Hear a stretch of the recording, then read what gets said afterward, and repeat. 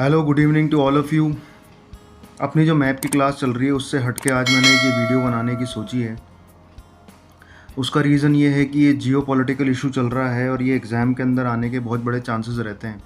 तो मैं आप लोगों को ये बताना चाहता हूँ कि भाई ये चाइना और ताइवान इशू है क्या। ये एक जियो पॉलिटिकल इशू है, जियो पॉलिटिकल इशू है और ये एग्ज़ाम के अंदर आता है।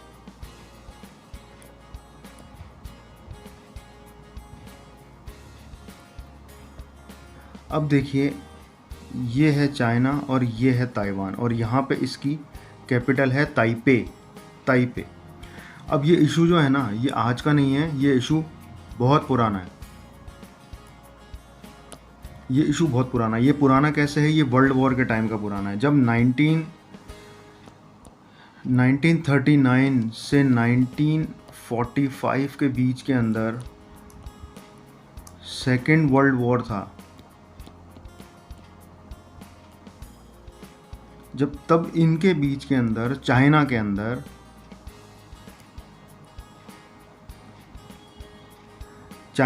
क्या हुआ था? सिविल वॉर हो गया था। चाइना में हो गया था सिविल वॉर, या जिसको आप डोमेस्टिक वॉर भी कह सकते हो, या इसको गृह युद्ध भी कह सकते हो गया था सिविल वॉर।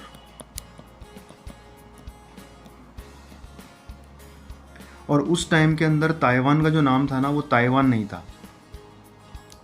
उस टाइम के अंदर ताइवान का नाम ताइवान नहीं था।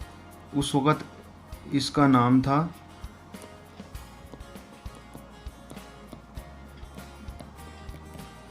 Republic of Formosa.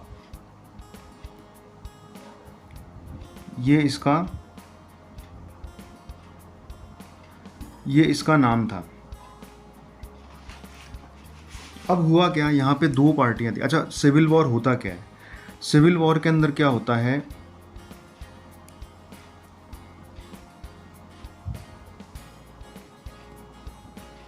Civil war के अंदर क्या होता है कि जब दो पार्टियाँ, कौन सी पॉलिटिकल पार्टी, आपस के अंदर फाइट करती हैं, किसके लिए? सत्ता के लिए, पावर के लिए, उसको बोलते हैं सिविल वॉर। ये एग्ज़ाम में कई बार आता है कि सिविल वॉर किसको कहते हैं। तो सिविल वॉर होता है when two parties fight each other for the sake of power.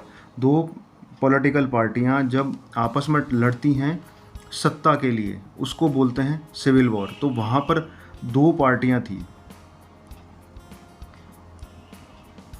वहाँ पर दो पार्टियां थी।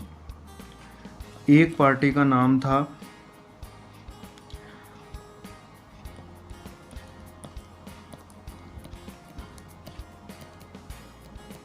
कम्युनिस्ट पार्टी और सेकंड वाली का नाम था नेशनलिस्ट पार्टी।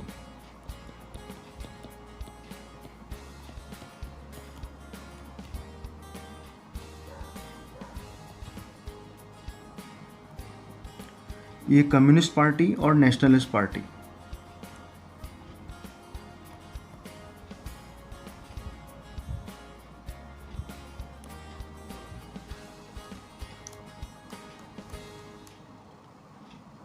अब क्या हुआ कि जो कम्युनिस्ट पार्टी थी, कम्युनिस्ट पार्टी को जो इंसान लीड कर रहा था, जो इंसान कम्युनिस्ट पार्टी को लीड कर रहा था, उनका नाम था माओ जेडैंग। माओ जेडैंग। इसके पहले मैं आपको एक चीज़ और बता देता हूँ कि ये वाला जो समुंदर है, इसको बोलते हैं येलो सी। ये भी एग्ज़ाम के अंदर आता है कि ताइवान और चाइना के बीच का जो सी है उसका नाम क्या है। तो ये है येलो सी। आ गई कहानी समझ?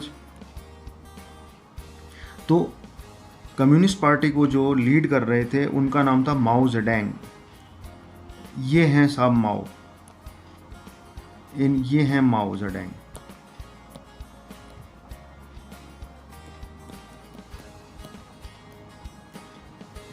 ये माओ जेडैंग है। ये कम्युनिस्ट पार्टी को लीड कर रहे थे। ये कम्युनिस्ट पार्टी को लीड कर रहे थे। और जो नेशनलिस्ट पार्टी को जो लीड कर रहे थे उनका नाम था चैंग काई शेक। क्या नाम था उनका? Chang Kai Shek. ये हैं आपके मिस्टर शेक।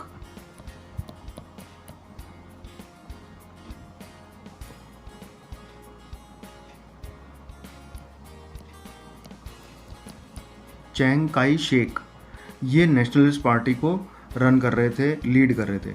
अब हुआ क्या, इन दोनों के अंदर हो गई लड़ाई। इनके फॉलोअर्स और इनके फॉलोअर्स आपस में लड़ मरे, कि बिल्कुल लड़ी मरे थे वो बिल्कुल।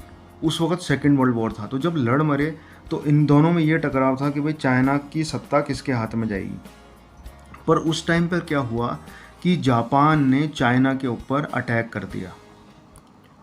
जापान ने चाइना के ऊपर अटैक कर दिया। जब जापान ने चाइना के ऊपर अटैक कर दिया तो इन दोनों ने युद्ध विराम की घोषणा कर दी कि बोले जब तक चाइना से हम नहीं निपटेंगे, जब तक हम आपस के अंदर सिविल वॉर को बंद कर देते हैं। तो जिन्होंने सिविल वॉर बंद किया और चाइना ने वहाँ युद्ध किया, तो इनको चाइना को जो है इनको ताइवान गिफ्ट करना पड़ गया।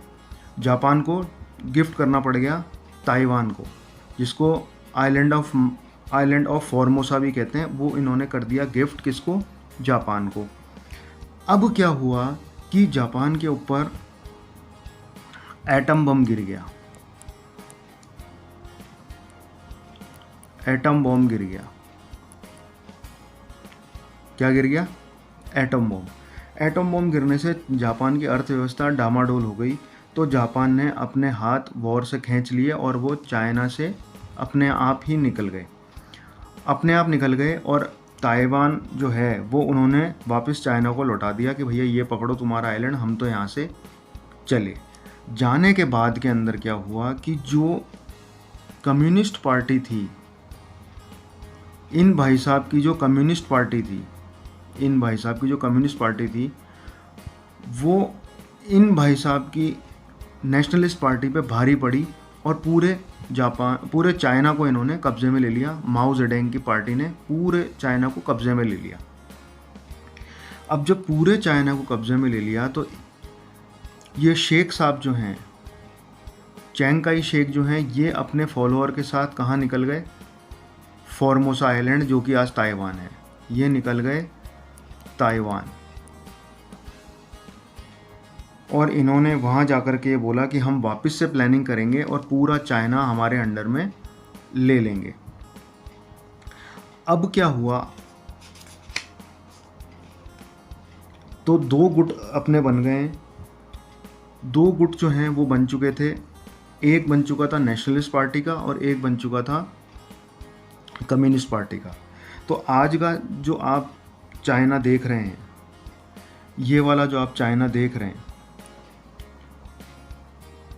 यहाँ पर आज भी कम्युनिस्ट पार्टी है। और ताइवान के अंदर आज भी नेशनलिस्ट यानी चुनी हुई सरकार होती है। यहाँ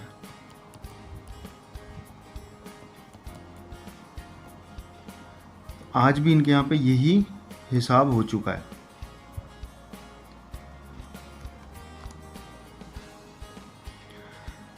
अब क्या हुआ कि धीरे धीरे इनके अंदर डेवलपमेंट होने लगा। 1949 के बाद से यहाँ पे बहुत डेवलपमेंट होने लगा। पर 1949 के अंदर चाइना ने एक कानून पारित किया, पूरी दुनिया के लिए एक कानून पारित किया, जो है वन चाइना पॉलिसी। ये भी एग्ज़ाम में आता है, कई कॉम्पिटिटिव एग्ज़ाम में आता है कि वन चाइना पॉलिसी क्या है।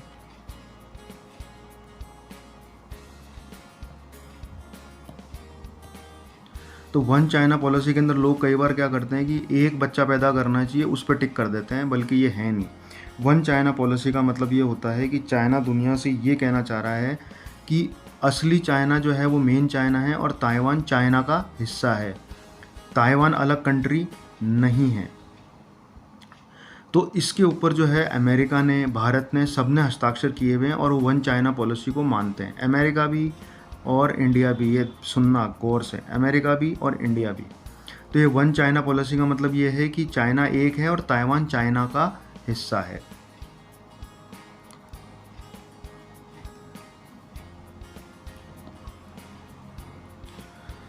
अब इस बीच के अंदर क्या हुआ कि 1949 के बाद के अंदर चाइना ने बहुत डेवलपमेंट किया और ताइवान ने भी जो है ना बहुत डेवलपमेंट किया। पर ताइवान चाइना से आगे इसलिए निकल गया क्योंकि ताइवान जो है ना वो बनाता है सेमीकंडक्टर। ताइवान क्या बनाता है? सेमीकंडक्टर।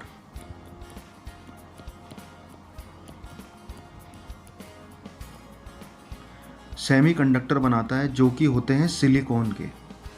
किसके होते हैं? सिलिकॉन के। तो वहाँ पर एक कंपनी है ताइवान के अंदर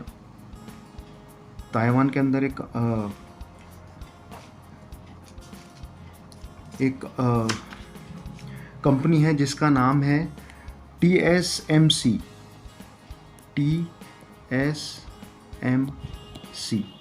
ये दुनिया का 60% सिलिकॉन कंडक्टर बनाती है। और आप ये देखना, मोबाइल हो या आपके रिमोट हो, आपकी कोई भी ऐसी चीज़ हो जिसके अंदर कम बिजली लगती हो, उसके अंदर ये सेमीकंडक्टर लगता है। इसके अलावा आप ये देखिए, बैंक के ATM कार्ड के अंदर भी एक येलो कलर की चिप होती है जो कि सिलिकॉन की बनी होती है, वो भी एक सेमीकंडक्टर है। तो ये सेमीकंडक्टर बहुत ज़रूरी होता है। ये हर चीज़, इतनी सेमीकंडक्टर के बिना आप कुछ चल ही नहीं सकता है। हर चीज़, यहाँ तक कि इलेक्ट्रिक गाड़ियाँ जो बन रही है उसके अंदर भी अब सेमीकंडक्टर लगने लग गए। तो ताइवान जो है ना वो सेमीकंडक्टर बनाता है। इस बीच के अंदर मैं आपको बताना भूल गया कि जब चिंग काई शेक जब ताइवान आ गया था और माओ जेडुंग ने पूरी चाइना के अंदर जो है वो कम्युनिस्ट पार्टी कर दी थी और ताइवान के अंदर जो है नेशनलिस्ट पार्टी हो गई थी, तो दो विचारधाराएं हो गई थी। और इनका नाम क्या हो गया था? इनका नाम, जो बड़ा वाला चाइना था, इसका पूरा नाम हो गया PPP, यानी पीपल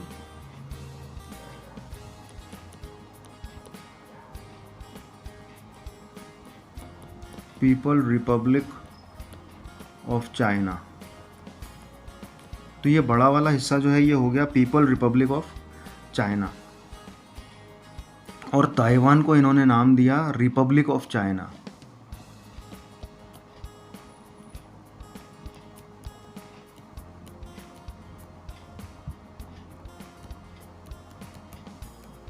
तो ये दो धड़े हो गई थी। हाँ, तो अपन कहाँ थे कि भाई ताइवान जो है वो सिलिकॉन बहुत ज़्यादा बनाता है कंडक्टर में।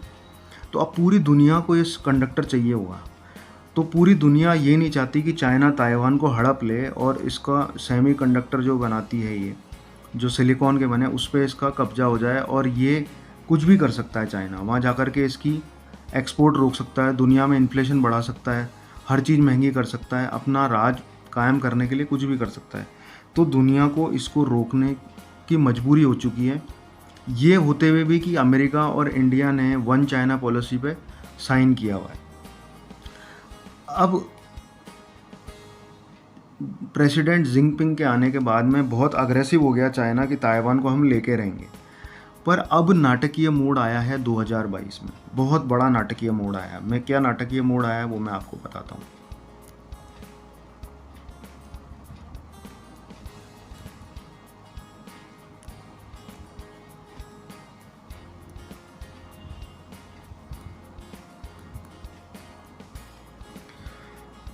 अब नाटकीय मोड़ क्या आया है कि देखिए, ये है पार्लियामेंट,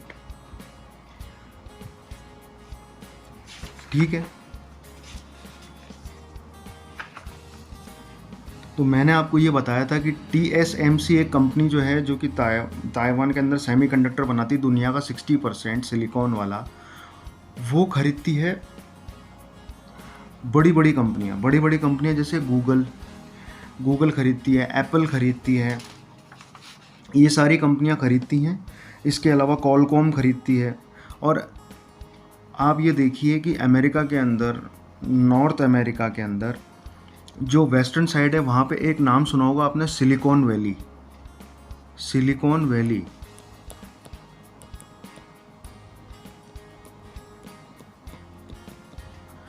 ये पूरी सिलिकॉन वैली है कि यहाँ पर जितनी भी इलेक्ट्रॉनिक आइटम बनते हैं ना, दुनिया के बहुत सारे इलेक्ट्रॉनिक आइटम बनते हैं और यहीं पर ही जो है ना वो गूगल, एप्पल, इनकी कंपनियाँ भी हैं। तो ये सारा सेमीकंडक्टर ताइवान से ला करके सिलिकॉन वैली में लाके, और फिर फ़ोन है या आपके मोबाइल है या आपके रिमोट कंट्रोल है, कोई भी रिमोट कंट्रोल खिलौने का हो, टीवी का हो, ये सारे जो हैं यहाँ बनते हैं और दुनिया के अंदर जाके बिकते हैं। तो सिलिकॉन वैली अमेरिका के अंदर है और अमेरिका नहीं चाहता है कि ताइवान चाइना के कब्ज़े में चला जाए। आई कहानी समझ में? अब नाटकीय मोड़ आता है, मैं आपको बता देता हूँ। देखिए, ये है संसद, ठीक है, ये संसद है। अब क्या होता है, मैं आपको थोड़ा सा इसको छोटा करके फिर बताता हूँ।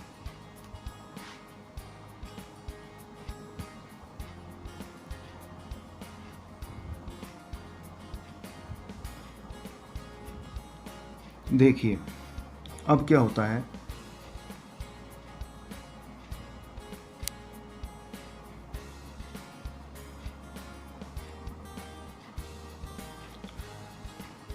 अब आप देखो, ये है अमेरिका, ये है इंडिया और ये है ब्रिटेन, ठीक है। अब अमेरिका के अंदर जो लोक, इंडिया में कहते हैं लोकसभा, और दूसरा होता है राज्यसभा। लोकसभा और राज्यसभा। अमेरिका के अंदर लोकसभा को कहते हैं House of representative. House of representative house of representative ये बोलते हैं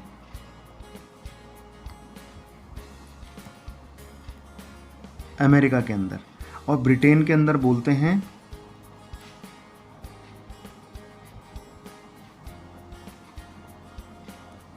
House of Commons. House of Commons ये लोकसभा है।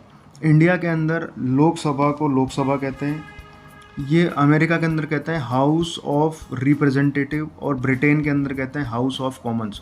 होती ये लोकसभा ही है, नाम अलग अलग है। अब राज्यसभा को अमेरिका ब्रिटेन में क्या कहते हैं ये मैं आपको बताता हूँ। अमेरिका के अंदर राज्यसभा को कहते हैं सीनेट।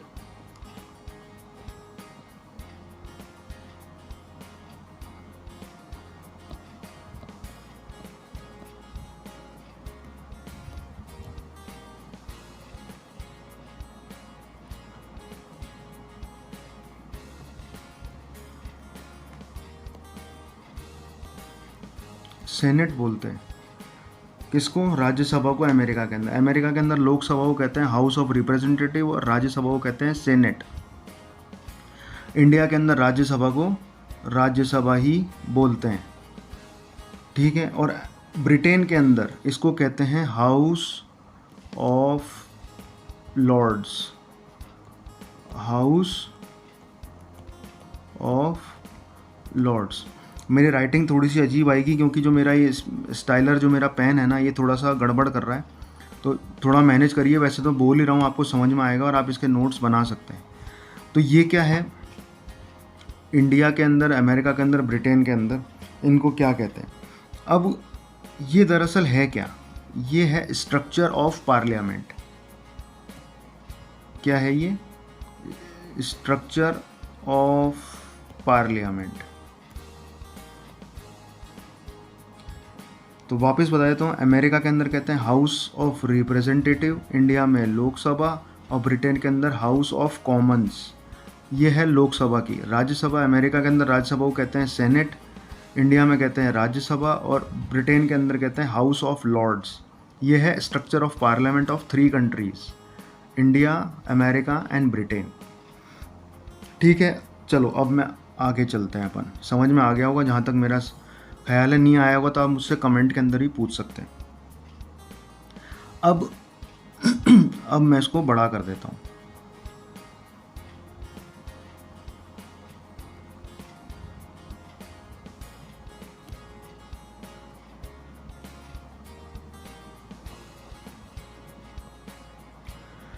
अब देखिए अमेरिका के अंदर जो है ना, वो ये है इनका लोकसभा। ये मैं समझाने के लिए कह रहा हूँ, बाकी इनके यहाँ पे लोकसभा को हाउस ऑफ रिप्रेजेंटेटिव कहते हैं, ये मैं आपको बता चुका हूँ। और ये है इनकी राज्यसभा। आ गई कहानी समझ के अंदर। अब क्या हुआ कि इनका जो स्पीकर है वो एक बहुत बड़ी स्पीकर, एक बहुत बड़ी जो है ना वो एक पद होता है, एक पोस्ट होती है बहुत बड़ी। और अपने इंडिया के अंदर भी जो लोकसभा के स्पीकर हैं उनका नाम है मिस्टर ओम बिरला।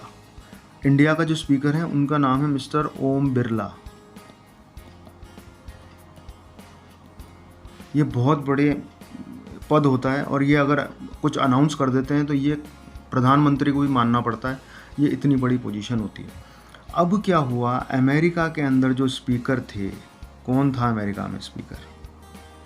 अमेरिका के अंदर स्पीकर थी नैन्सी पेलोसी। ये हैं मैडम नैन्सी पेलोसी, जो कि अमेरिका के अंदर लोकसभा की पार्लियामेंट के अंदर ये बहुत बड़ी स्पीकर हैं और इनका पद बहुत बड़ा है। इन्होंने ये घोषणा करी कि हम ताइवान जाएंगे, हम ताइवान जाएंगे।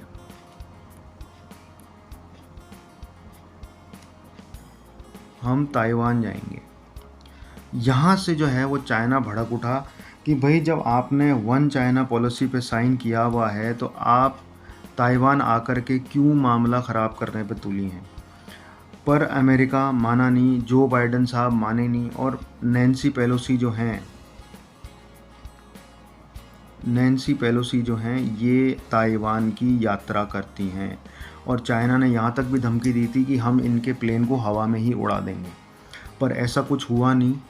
और चाइना ने जो है अपनी वॉर प्रैक्टिस जो होती है वो शुरू कर दी है, जिसको देखते हुए अब खतरा बढ़ चुका है कि ये ताइवान पे कभी भी अटैक हो सकता है। एक इनकी जो वॉर ड्रिल थी वो इनकी हो गई है ख़त्म। अब सेकेंड वॉर ड्रिल 8 दिन की इनकी शुरू हो चुकी है।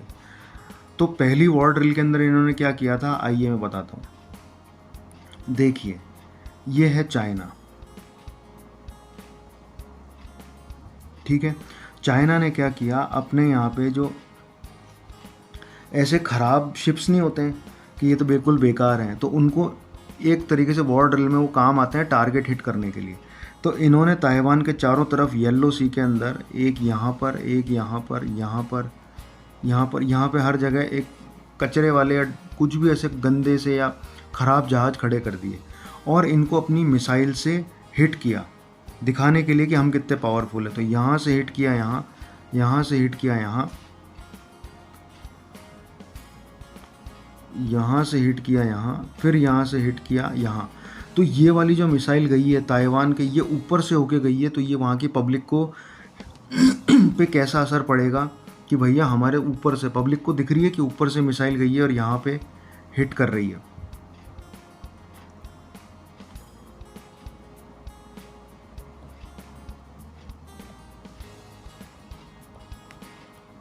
यहाँ पर ये हिट कर रहे हैं, यहाँ पर ये हिट कर रहे हैं, यहाँ से जा रहे हैं, यहाँ हिट कर रहे हैं, यहाँ से जा रहे हैं, यहाँ हिट। आप देखिए ये ताइवान के ऊपर से होते हुए गए हैं। मैंने इसका कलर चेंज किया है, शायद वो विजिबिलिटी में नहीं हो। फिर इसने यहाँ हिट किया। अब ये जो मिसाइल इस्तेमाल में ले रहा है उसका नाम है DF-5, उसका नाम है DF-5B। ये मिसाइल जो है, ये वाली जो मिसाइल है, ये मिसाइल वो अपनी वॉर ड्रिल के अंदर इस्तेमाल में ले रहा है चाइना। कहाँ पे, यहाँ पर DF-5B।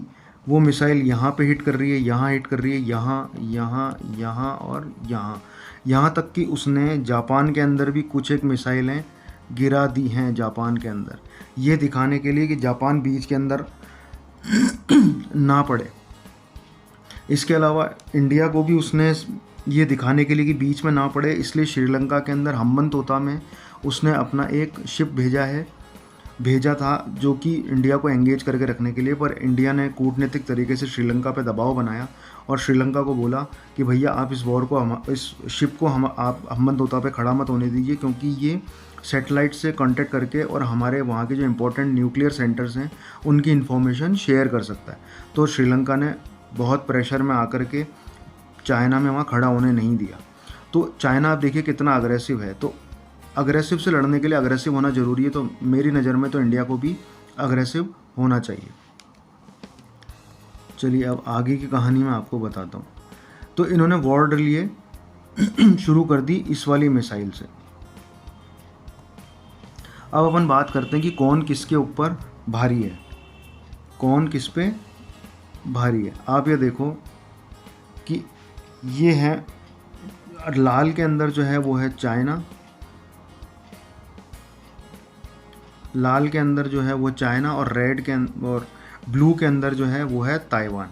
तो अब वहाँ पे लड़ाकू सेना जो है वो देखिए आप, यहाँ चाइना के पास कितनी ज़्यादा है और ताइवान के पास कितनी कम है, पर इनके पास रिज़र्व के अंदर 20 लाख सैनिक हैं।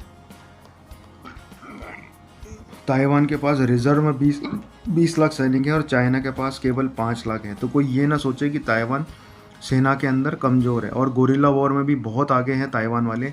तो अगर चाइना आया तो उतना आसान नहीं होगा उस पर कब्जा करना। इसके अलावा देखिए इनके पास टैंक जो हैं वो चाइना के पास हैं 6300 और इनके पास 800। तो चाइना इसके अंदर भी काफ़ी आगे है। इसके अलावा एयरक्राफ्ट कैरियर वो होते हैं जहाँ के अंदर जेट प्लेन जो है वो उतर सकते हैं। तो वो इनके पास में 2 हैं चाइना के पास, और ताइवान के पास कुछ भी नहीं है। डिस्ट्रॉयर शिप जहाँ से मिसाइल वगैरह ये आप लॉन्च कर सकते हो, डिस्ट्रॉयर शिप्स जो होती हैं वो इनके पास हैं 32 और ताइवान के पास है 4। फ्रिगेट्स भी एक तरह का वॉरशिप होता है जहाँ से फायर कर सकते हैं अपन, वो भी इनके पास 48 हैं और इनके पास केवल 22 हैं। 48 के मुकाबले केवल 22 हैं। टैंक देख लीजिए आप, टैंक लैंडिंग शिप्स, ये वो शिप्स हैं जिनके ऊपर टैंक लैंड हो सकते हैं। वो टैंक जो पानी में भी चल सकते हैं, वो टैंक इनके ऊपर लोड होते हैं और वो चलते हैं। इसके अलावा वो टैंक जो कि ये इनको छोड़ देता है ज़मीन पे और वहाँ से ये टैंक हमला करने के लिए जाते हैं, ये टैंक को लोड करती हैं। वो शिप्स इनके पास 57 है और इसके पास 14 है। पर आप एक चीज़ देखिए, चाइना बहुत बड़ा लैंड है यार, बहुत बड़ा। तो उसके पास जितनी सेना है जो भी है ना, वो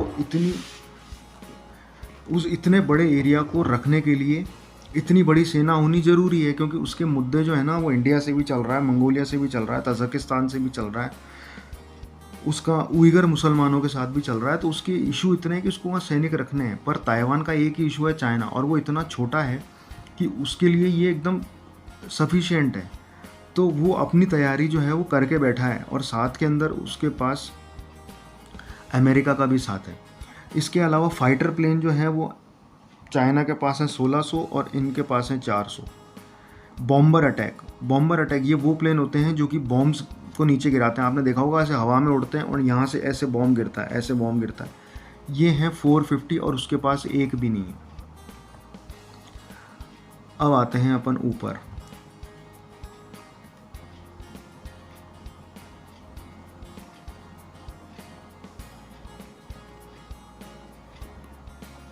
अब ये देखिए इसके पास आर्टिलरी गन्स वो होती हैं जो कि हेलीकॉप्टर्स वगैरह को उड़ाने में काम में आती है।